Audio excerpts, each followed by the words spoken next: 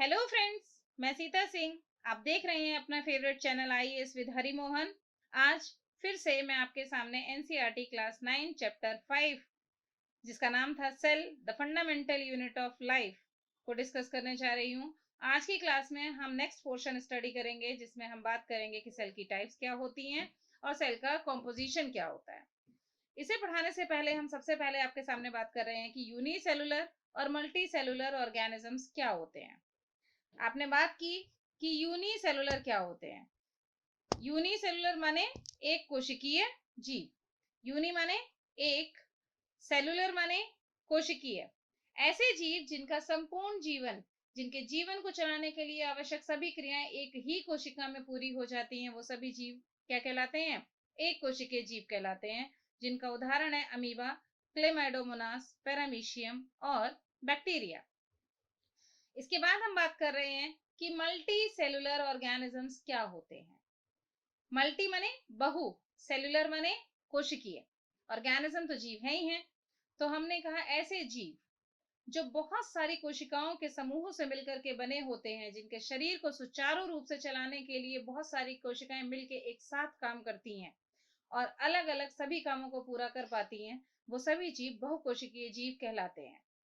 उदाहरण के तौर पे हमने कहा फंजाई है, प्लांट्स हैं, एनिमल्स है। ये तो बहुत कम उदाहरण है जो मैंने यहाँ पे लिखे हैं, लेकिन अगर हम नजर दौड़ा के देखेंगे और हमें जितने भी जीव दिखाई दे रहे हैं वो सभी जीव बहुकोशिकीय जीव हैं, क्योंकि एक कोशिकीय जीवों को हम अपनी आंखों से नहीं देख सकते। कोशिका का आकार बहुत छोटा होता है। अब हमने बात करी आपके सामने, थोड़ा सा कंफ्यूजन क्रिएट कर रहे हैं कि दो टर्म आपके सामने डिस्कस करने जा रहे हैं, जिसमें हमने कहेंगे यूनिसेलुलर और ए सेलुलर। बच्चों से पूछते हैं बच्चे क्या है ये, तो दोनों का मतलब बच्चे बताते हैं एक कोशिकीय जीव, लेकिन ये एक कोशिकीय नहीं है। यूनिसेलुलर तो एक कोशिकीय है, लेकिन ए सेलुलर एक कोशिकीय नहीं है। बायोलॉजी में ए का मतलब नहीं होता है। तो ए सेलुलर जीव का मतलब है ऐसे जीव जिनके पास कोई भी कोशिका नहीं होती है, उन्हें ए सेलुलर जीव कहा जाता है। सिर्फ और सिर्फ वायरसेस को ही इस श्रेणी में रखा गया है। बहुत इंपॉर्टेंट सी बात हम यहाँ पे आपको बताने जा रहे हैं कि कोई भी जीव कितनी ही कोशिकाओं से मिलकर के क्यों ना बना है, चाहे वो एक कोशिकीय जीव है चाहे वो बहुकोशिकीय जीव है, लेकिन हमेशा हर जीव का जन्म हमेशा एक ही कोशिका से होता है। इसीलिए रेडोल्फ विर्काउ ने अपना एक सेंटेंस कोशिका सिद्धांत में इंक्लूड किया था। अगर आपको याद होगा तो वो सेंटेंस था all sales comes from pre existing cells, जिसके लिए उन्होंने नाम दिया था ओमनिस सेलुला ए सेलुला। अब मैं आपके सामने बताने जा रही हूँ कुछ उदाहरण के तौर पे एक कोशिकीय जीव और कुछ बहुकोशिकीय जीव कैसे होते हैं। ठीक है, तो हमने सबसे पहले आपके सामने बताया कि एक कोशिकीय जीव का उदाहरण क्या है? अमीबा। कौन ऐसा बच्चा होगा जो अमीबा के बारे में नहीं जानता होगा? अमीबा एक कोशिकीय जीव है जो हमेशा अपना आकार बदलता रहता है कूटपादों की मदद से। इसके जो फॉल्स लेग्स होते हैं, जिसे इंग्लिश में स्यूडोपोडिया कहते हैं और हिंदी में कूटपाद कहते हैं, इन कूटपादों की मदद से, इन स्यूडोपोडिया की मदद से ये हमेशा अपना साइज शेप चेंज करता रहता है। और कॉन्सेप्चुअल क्वेश्चन यहाँ पर आता है कि ये जो काम, जो ये अपने अपना आकार चेंज कर रहा है, ये सब किस पर्टिकुलर बायोलॉजिकल प्रोसेस की वजह से होती है। अगर आप ऐसे क्वेश्चंस जानना चाहते हैं तो आप ज्वाइन कर सकते हैं हमारी लाइव क्लासेस को, जिसमें आपको ऐसे बहुत सारे इन डेप्थ क्वेश्चंस के आंसर मिलेंगे। सेकेंड हमने नाम लिया यहाँ पे पैरामीशियम का। पैरामीशियम भी एक कोशिकीय जीव है। यूग्लिना भी एक कोशिकीय जीव है, लेकिन यूग्लिना का बहुत इंपॉर्टेंट रोल है इवोल्यूशन की प्रोसेस में, क्योंकि ये एकमात्र ऐसा प्लांट एनिमल होता है जो अपने अंदर एनिमल्स और प्लांट्स दोनों के फीचर्स को इंक्लूड करके रखता है। हमने कहा कुछ उदाहरण मल्टी सेलुलर ऑर्गेनिज्म के ले लें, तो आपने सबसे सिंपल उदाहरण सब लिया ह्यूमंस और प्लांट्स का। ह्यूमंस में हमने बात की कि ह्यूमन एक कोशिका से मिलकर के बना, और फिर कोशिकाएं मिलके टिश्यू बनी, और फिर टिश्यू मिलके ऑर्गन बना, और फिर ऑर्गन मिलके ऑर्गन सिस्टम बना, और ऑर्गन सिस्टम से मिलकर के फिर आपकी बॉडी माने ऑर्गेनिज्म बना। प्लांट्स में गए, प्लांट्स में भी सेम चीज आपने देखी कि एक कोशिका देखी, फिर कोशिकाओं से मिलके टिश्यू बना, टिश्यू से मिलके ऑर्गन बना, और ऑर्गन से मिलकर के ऑर्गेनिज्म बना। चलिए अब हम आते हैं अपने नेक्स्ट टॉपिक, जिसमें हम बात करेंगे कि डिफरेंट डिफरेंट टाइप्स की कौन कौन सी सेल्स हैं जो हमारी बॉडी में पाई जाती हैं। तो हमने कहा देखिए पहले तो हमें ये बताइए कि सेल का साइज कितना होता है। क्वेश्चन आता है तो हमने कहा सेल का साइज बहुत छोटा भी हो सकता है, बहुत बड़ा भी हो सकता है। ठीक है, डिपेंड करता है कि वो सेल कहाँ पर पाई जा रही है। ह्यूमन बॉडी में जो सबसे बड़ी सेल है, लंबी या बड़ी, लंबी सेल में बात करेंगे नर्व सेल की, लेकिन अगर हम ह्यूमन सेल से बाहर की बात करें तो हम कहते हैं कि सबसे छोटी सेल जो होती है वो माइकोप्लाज्मा, जिसे हम बैक्टीरिया कहते हैं, उस बैक्टीरिया के अंदर पाई जाती है, जिसका साइज है 0.3 माइक्रोमीटर लंबाई में, जबकि बैक्टीरिया का खुद का साइज ही क्या होता है, 3 से 5 माइक्रोमीटर होता है। लेकिन माइकोप्लाज्मा का साइज बैक्टीरिया से भी बहुत ही छोटा होता है। ऑस्ट्रिच एग के अंदर सबसे बड़ी सेल पाई जाती है, जिसका साइज होता है 13 सेंटीमीटर से लेकर के 15 सेंटीमीटर तक का लंबा। हम अपने शरीर में बात करें, क्योंकि हमने हेडिंग दी है different types of cells in human body, तो हम कहते हैं कि हमारे शरीर में जो आरबीसी है, उस आरबीसी का साइज होता है 7 माइक्रोमीटर डायमीटर में। क्यों? क्योंकि ये गोल और बाइकॉनकेव शेप की होती है। इसके अलावा जो सबसे लंबी सेल होती है वो है nerve cell. Nerve cells are some of the longest cells of the human body. अब हमारे शरीर में जो कोशिकाएं हैं, ठीक है, उसका विभाजन हम बहुत सारे बेसिस पे करते हैं, जिसमें हम बात करेंगे कि उनकी शेप कैसी है, वो काम क्या करते हैं। These cells may be disc-like, these cells may be polygonal, these cells may be columnar, columnar माने स्तंभाकार टाइप की, स्तंभ के आकार की। These cells may be cuboid, thread-like, और इवन ऐसी भी हो सकती हैं कि जिनकी कोई शेप नहीं है, जैसा कि आपने अमीबा के केस में देखा था। ऐसी सेल्स ह्यूमन बॉडी के अंदर WBC की कैटेगरी की एक सेल्स होती हैं, जिनको हम मैक्रोफेजेस कहते हैं। The shape of the cell may vary with the function they perform. हमने कहा कि सेल्स की शेप उस बात पर डिपेंड करती है कि वो क्या काम करती हैं।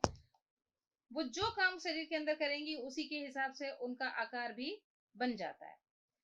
आपसे बात करी, the shape and size of the cells are related to the specific function they perform. Some cells like amoeba have changing shapes. In some cases of the cell, shape could be more or less fixed and peculiar for a particular type of cells. For example, nerve cells have a typical shape. कहा हमने कि कुछ sales ऐसी हैं जो अपना आकार बदलती रहती हैं सिचुएशन के अकॉर्डिंग, जिसमें उदाहरण लिया हमने किसका, मैक्रोफेजेस का। वो अमीबा की तरह अपना आकार, अपनी आकृति चेंज करती रहती हैं। लेकिन कुछ सेल्स ऐसी होती हैं जो अपने काम के हिसाब से अपनी शेप परमानेंट कर लेती हैं, जिसका उदाहरण लिया हमने नर्व सेल का। हमारे सामने डायग्राम बने हुए हैं। आरबीसी रेड ब्लड सेल्स जो कैसी होती हैं, राउंड और बाइकॉनकेव शेप की होती हैं। डब्ल्यूबीसी में बहुत सारी कैटेगरी है, जब हम ब्लड का पोर्शन पढ़ेंगे हम तब डिस्कस करेंगे। लेकिन यहाँ पर जो कोशिकाएं बनाई हुई हैं वो अमीबॉइड शेप की बना रखी हैं, जो अपनी आकृति चेंज करती रहती हैं। कॉलमनर जो स्तंभाकार कोशिकाएं होती हैं वो स्किन के नीचे पाई जाती हैं, और जिनके अंदर कुछ सोल्यूशन भरा होता है, जिनके अंदर कुछ ना कुछ सिक्रीटरी मटेरियल भरा होता है, जो श्रवण का कार्य करती हैं, वो कोशिकाएं कॉलम के आकार की होती हैं। नर्व सेल बहुत इंपॉर्टेंट कोशिका है, अक्सर इसका डायग्राम आपसे पूछ लिया जाता है। यहाँ पर नर्व सेल आई है। नर्व सेल टिपिकल शेप की होती है, जिसमें ब्रांचिंग भी निकल रखी है, थ्रेड लाइक स्ट्रक्चर भी निकल रखा है। ब्रांचिंग वाले को हम डेंड्राइट्स कहते थे, थ्रेड लाइक स्ट्रक्चर को हम एक्सॉन कहते हैं। काफी टिपिकल सी शेप होती है ये। एनिमल सेल के अलावा, ह्यूमन सेल के अलावा अगर हम थोड़ी सी प्लांट्स में एंट्री करते हैं तो प्लांट्स के अंदर जाइलम और फ्लोएम पाया जाता है। जाइलम और फ्लोएम और साथ में पत्ती के पास में जो स्पेशल सेल्स हैं, मेसोफिल सेल्स, वो सभी अपने कामों को करने के लिए अलग अलग आकार ले लेती हैं। चलिए सेल का स्ट्रक्चर कैसा होता है ये डिस्कस करते हैं। सेल किस से मिलकर के बनी है, क्योंकि हमारा टॉपिक ही था कि सेल का कॉम्पोजिशन क्या होता है। तो हमने कहा सेल के कॉम्पोजिशन में जाएं तो सेल के इंटरनल स्ट्रक्चर का पोस्टमार्टम तो हमें करना ही पड़ेगा। हम जाकर के देखते हैं कि सेल के अंदर भी बहुत सारे बॉडी पार्ट्स हैं उसके, जिन्हें हम एक स्पेसिफिक नाम देंगे, और वो नाम होगा सेल ऑर्गेनेल। क्या नाम होगा? Cell organelle.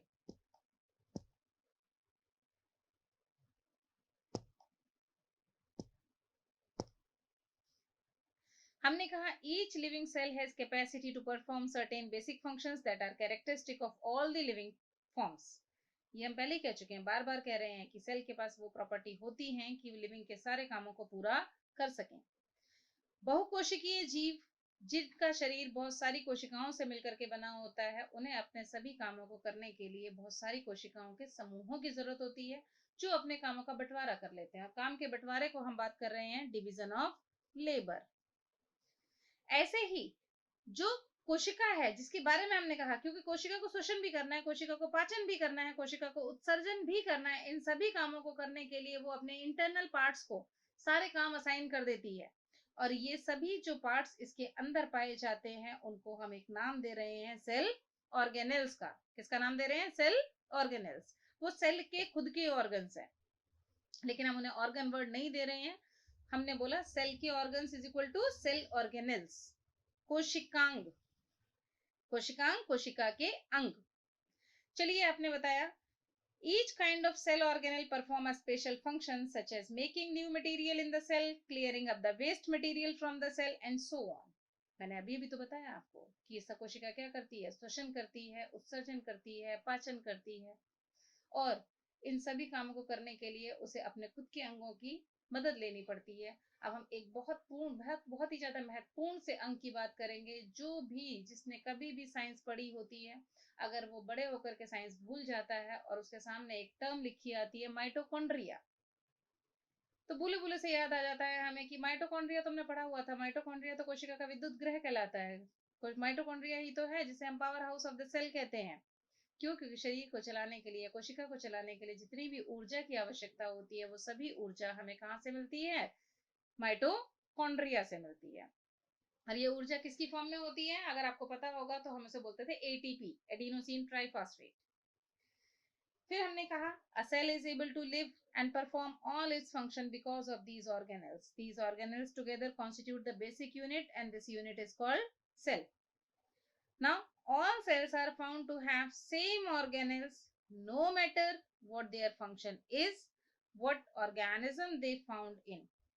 देखिए, बात करी यहाँ पर हमने कि जितनी भी कोशिकाएं हैं उन सभी कोशिकाओं के कुछ मुख्य अंग हर एक कोशिका में पाए जाते हैं। इस बात से कोई लेना देना नहीं होता कि वो कोशिका एक कोशिकीय जीव की है, वो कोशिका बहुकोशिकीय जीव की है, वो कोशिका यूकैरियोट की है, वो कोशिका प्रोकैरियोट की है।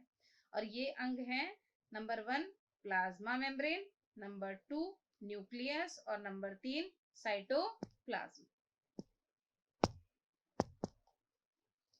चलिए, अब हम बात करेंगे, यहाँ पे हमने अपना टॉपिक रोका है। सबसे इंपॉर्टेंट टास्क हमारा आ जाता है कि हम कुछ भी पढ़ें, लेकिन हमने वो पढ़ा क्यों? ओवरऑल तो हम सबका एक ही मोटिव है यहाँ पे आने का, जुड़ने का, कि हम इंपॉर्टेंट क्वेश्चंस को डील कर सकें और पेपर में आने वाले क्वेश्चंस को सॉल्व कर सकें। तो कुछ एक क्वेश्चंस मैं आपके सामने यहाँ पे डिस्कस करने जा रही हूँ जो इस टॉपिक से बिलोंग करते हैं। जैसे सबसे पहला क्वेश्चन मैंने कहा, choose the correct statement with respect to the unicellular organisms. एक कोशिकीय जीव के बारे में कौन सा स्टेटमेंट सही है? पहली लाइन में हम बोल रहे हैं in unicellular organism tissue works in coordination to perform different function. बच्चों बताइए, जब वो यूनिसेलुलर है तो क्या उसके अंदर टिश्यू हो सकते हैं? तो पहला ऑप्शन तो बिल्कुल सही नहीं है। Unicellular organism do not require food. ऐसा कोई जीव है ही नहीं जिसको पोषण की आवश्यकता नहीं होती है। पोषण के लिए उसे न्यूट्रिशन चाहिए। न्यूट्रिशन का मतलब ही है कि भोजन का शरीर के अंदर जाना और शरीर का उससे पोषक तत्वों को प्राप्त करना। सी में हमने बोला unicellular organism respire and reproduce. बिल्कुल सही जी, कि चाहे एक कोशिकीय जीव है चाहे बहुकोशिकीय जीव है, ओवरऑल वो क्या कर सकता है? रिप्रोडक्शन भी करेगा और रेस्पिरेशन भी करेगा। तो हमारा करेक्ट ऑप्शन है सी। करेक्ट ऑप्शन है हमारा यहाँ पे सी।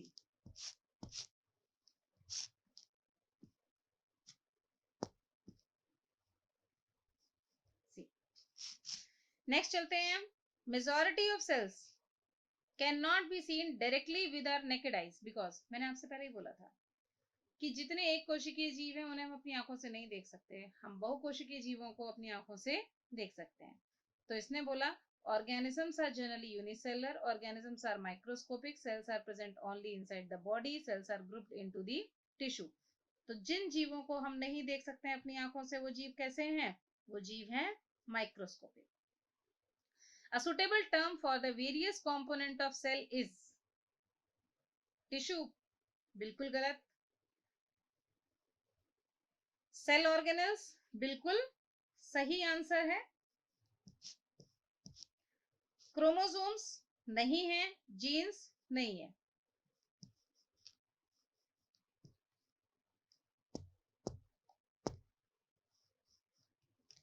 हमारा सही आंसर है यहाँ पे सेल ऑर्गेनेल्स. हमने कहा unit of measurement used for expressing dimension size of the cell is. देखिए सीधी सी बात है, मीटर है, सेंटीमीटर है. एक सेल मीटर की तो नहीं होती है. ठीक है. तो सेल का साइज नापने के लिए जो सही यूनिट है वो माइक्रोमीटर होती है, कुछ एक्सेप्शंस को छोड़ करके. बस ऑस्ट्रिच एग का जो साइज था वो हम किस में नाप रहे हैं? सेंटीमीटर में नाप रहे हैं. वो साइज हमारे सामने क्या है? काफी बड़ा होता है, तो हमने सेंटीमीटर में नाप लिया. अदरवाइज जो नॉर्मल सेल का साइज होता है वो माइक्रोमीटर में ही नापा जाता है. अब यहाँ पर हमने बहुत सारे इंपॉर्टेंट क्वेश्चंस डिस्कस किए हैं. इसके बाद हम बात करेंगे, अगर इससे ज्यादा इंपॉर्टेंट क्वेश्चंस डिस्कस करना चाहते हैं, लाइव लेक्चर सुनना चाहते हैं, या फिर और सारी वीडियोस डाउनलोड कर देखना चाहते हैं, तो आप जाकर के हमारा ऐप डाउनलोड कर सकते हैं. आप जाएंगे गूगल के प्ले स्टोर पर, सीधे आपको टाइप करना है IAS with Harimohan. App download करिए. वहां पर आपको हमारे वीडियोस मिल जाएंगे, हमारे लेक्चर्स मिल जाएंगे, और जितने ज्यादा से ज्यादा आप क्वेश्चन सॉल्व करना चाहते हैं वो सभी क्वेश्चंस आपको मिल जाएंगे. इसके अलावा आप अगर और कोई क्वेरी करना चाहते हैं, किसी तरीके से आप हमसे बातचीत करना चाहते हैं, तो सारे दिए हुए कॉन्टैक्ट्स पे आप हमें मिल सकते हैं. आप हमें टेलीग्राम पे कांटेक्ट कर सकते हैं, फेसबुक पे कांटेक्ट कर सकते हैं, ट्विटर पे कांटेक्ट कर सकते हैं, व्हाट्सएप पे कांटेक्ट कर सकते हैं. और सबसे इम्पोर्टेंट बात, आपको अगर मेरी वीडियो पसंद आई है तो प्लीज इसको लाइक, सब्सक्राइब और शेयर करना बिल्कुल मत भूलिएगा. मैं आपसे बार बार रिक्वेस्ट कर रही हूँ कि हमारे चैनल को सब्सक्राइब करिए. वीडियो पसंद आई है तो उसे लाइक करिए. और फर्दर आने वाली वीडियोस के बारे में अगर आप नोटिफिकेशन चाहते हैं तो प्लीज बेल का आइकन दबाना मत भूलिएगा. ओके.